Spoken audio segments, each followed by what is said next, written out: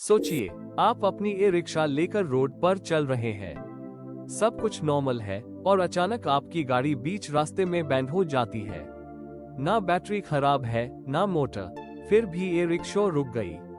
हैरानी की बात यह है कि ये किसी टेक्निकल फॉल्ट की वजह से नहीं, बल्कि एक मोबाइल ऐप की वजह से हुआ।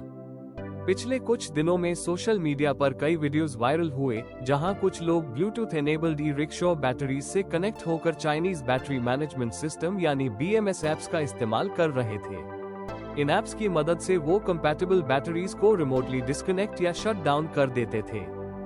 शुरुआत में लोगों ने इसे सिर्फ एक प्रैंक समझा, लेकिन जब इसी तरह के वीडियोस बढ़ने लगे, तब ये मजाक पब्लिक सेफ्टी का इशू बन गया।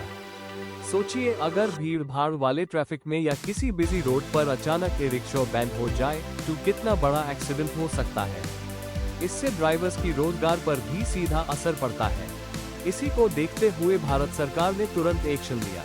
Ministry of electronics and information technology ने गूगल और एप्पल को निर्देश दिया कि अन चाइनीज बैटरी मैनेजमेंट ऐप्स को अपने ऐप स्टोर से हटाया जाए, जिनका मिसयूज किया जा रहा था। रिपोर्ट्स के मुताबिक कुल 7 चाइनीज ऐप्स को रिमूव करने के लिए कहा गया। यहाँ एक बात समझना बहुत जरूरी है, सरकार ने ई रिक्शास को बंद नहीं किया है। कोई नेशन वाइड शटडाउन या बैन अनाउंस नहीं हुआ।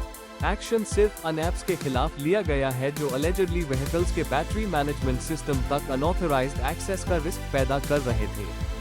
ये इंसिडेंट एक और बड़ी प्रॉब्लम की तरफ इशारा करता है। भारत का एव मार्केट बहुत तेजी से बढ़ रहा है, लेकिन अगर हमारे व्हीकल्स के सॉफ्टवेयर, बैटरी मैनेजमेंट सिस्टम्स और डिजिटल कंट्रोल्स फॉरेन एप्लीकेशंस पर डिपेंड रहेंगे, तो साइबर सिक्योरिटी और पब्लिक सेफ्टी दोनों के लिए नए चैलेंजेस खड़े हो सकते हैं।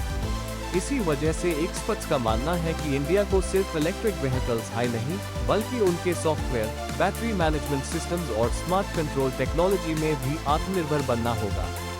मेड इन इंडिया हार्डवेयर के साथ मेड इन इंडिया सॉफ्टवेयर भी उतना ही जरूरी है। फिलहाल गवर्नमेंट का मैसेज बिल्कुल साफ है। ई रिक्शा ड्राइवर्स को घबराने की जरूरत नहीं है।